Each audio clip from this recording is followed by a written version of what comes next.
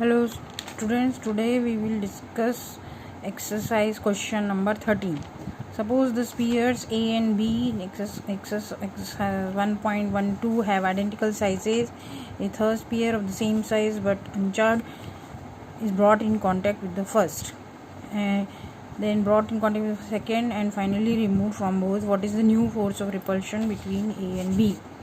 इस क्वेश्चन में दिया है कि एक स्पीयर ए है, एक स्पीयर बी है जो 12th क्वेश्चन में था, आइडेंटिकल साइज सेम साइज का है। एक थर्ड स्पीयर उन्होंने दिया है जो कि अनचार्ज्ड है।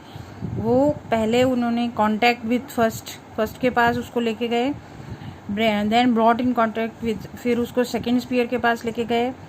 ये हमारा जो थर्ड स्पीयर है वो अनचार्ज्ड है, and finally remove from both, और उसको फिर दूसरे के पास से भी दूर ले गए।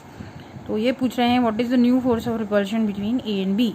जब हम एक अनचार्ज स्पीयर किसी स्पीयर के पास चार्ज स्पीयर के पास ले जाएंगे तो इसमें क्या डिफरेंस पैदा होगा। First we have to study what changes will take place. जो हमने 12th क्वेश्चन में देखा, 12th क्वेश्चन में ये दो charges, two insulated charge copper spheres थे।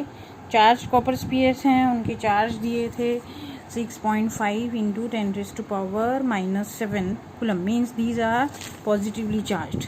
तो जब हम कोई पॉजिटिवली अनचार्ज स्पीयर इसके पास ले जाएंगे तो क्या होगा।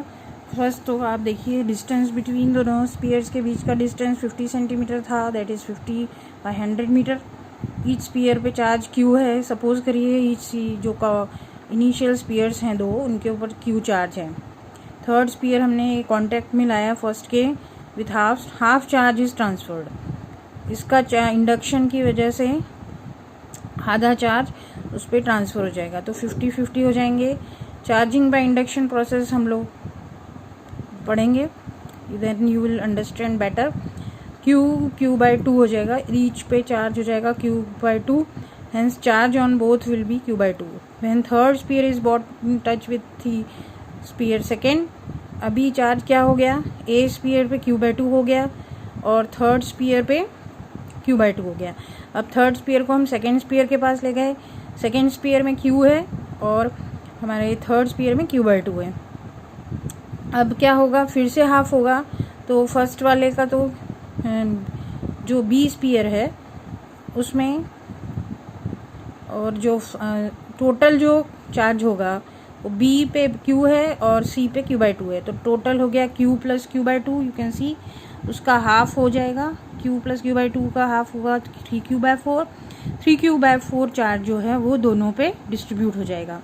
तो फाइनली A पे चार्ज हो गया Q/2, B सेकेंड स्पीयर पे हो गया, सेकेंड स्पीयर पे 3Q/4 और C पे भी, थर्ड स्पीयर पे भी 3Q/4।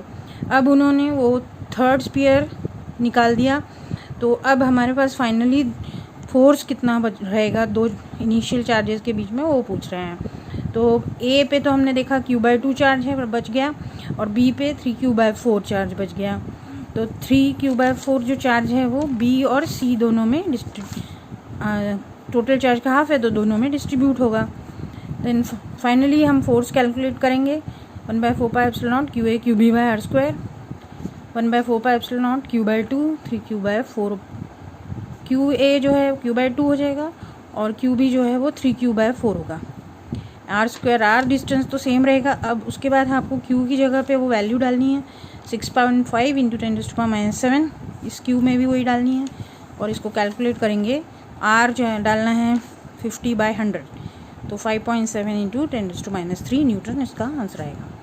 That is the resultant force of repulsion between the two spheres, चार स्पीयर्स। आगे के क्वेश्चंस आप लोग ट्राई करिए। जिस भी क्वेश्चन में कुछ प्रॉब्लम है, डाउट है, वो मुझे भेजिए, तो मैं उसको क्लियर करूँगी। Thank you.